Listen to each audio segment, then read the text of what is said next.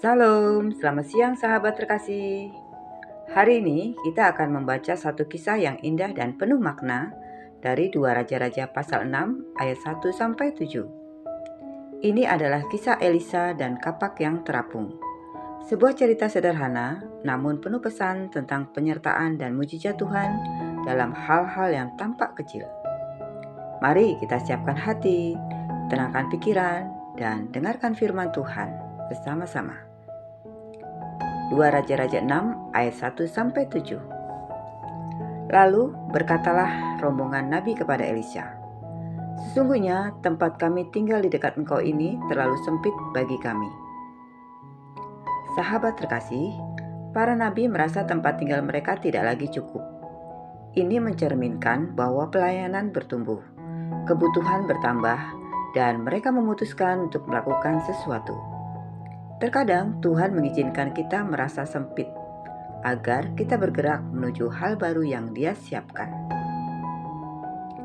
Baiklah, kami pergi ke Sungai Yordan dan masing-masing mengambil satu balok dari sana, supaya kami dapat mendirikan tempat tinggal bagi kami. Jawab Elisa, "Pergilah." Para nabi itu mengambil inisiatif. Mereka tidak menunggu mujizat. Mereka bergerak lebih dulu. Tetapi mereka tetap meminta persetujuan Elisa, menunjukkan sikap hormat dan kebijaksanaan. Lalu berkatalah seorang dari mereka, "Sudilah kiranya engkau mengikuti hamba-hambamu ini." Jawabnya, "Baik, aku akan pergi." Mereka ingin Elisa hadir. Keberadaan Nabi Tuhan memberikan rasa aman, arah, dan kehadiran Allah. Kadang dalam hidup, kita juga membutuhkan kehadiran Tuhan secara nyata dalam perjalanan kita. Dan Tuhan tidak menolak untuk berjalan bersama kita. Maka pergilah ia bersama-sama mereka. Setelah mereka sampai ke Sungai Yordan, mereka mulai menebang pohon-pohon. Ini adalah momen kerja keras. Tidak ada yang spektakuler. Justru di tengah aktivitas sederhana inilah mujizat akan terjadi. Begitulah Tuhan sering bekerja di tengah keseharian kita. Ketika seorang dari mereka sedang menebang sebatang pohon, tiba-tiba mata kapak jatuh ke dalam air. Lalu berserulah ia, "Aduh, tuanku, itu barang pinjaman." Ini masalah kecil, tapi serius. Kapak itu jatuh, hilang, dan ternyata milik orang lain, alias dipinjam. Masalah sehari-hari seperti ini sering membuat kita panik. Namun, kisah ini menunjukkan bahwa Tuhan peduli bahkan pada hal-hal yang kelihatannya sepele. Lalu berkatalah abdi Allah itu, "Di mana jatuhnya?" Kemudian ia menunjukkan tempat itu. Lalu Elisa memotong sepotong kayu, lalu melemparkannya ke sana dan membuat besi itu terapung.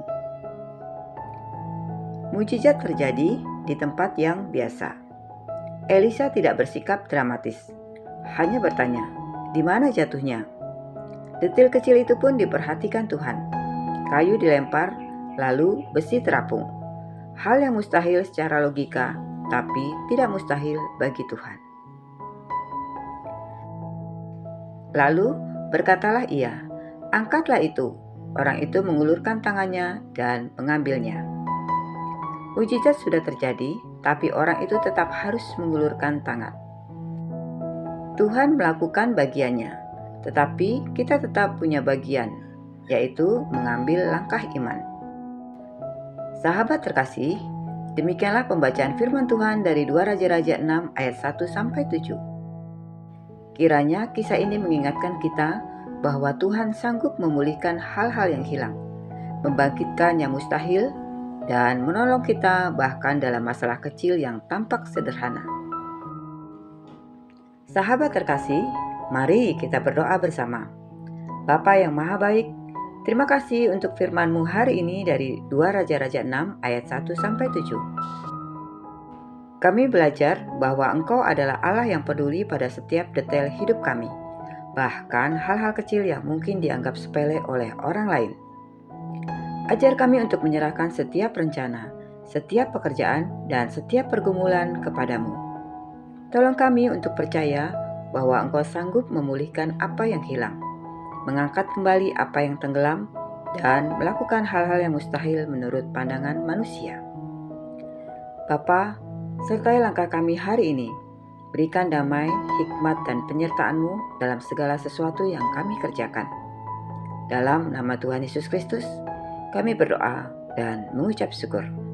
Amin.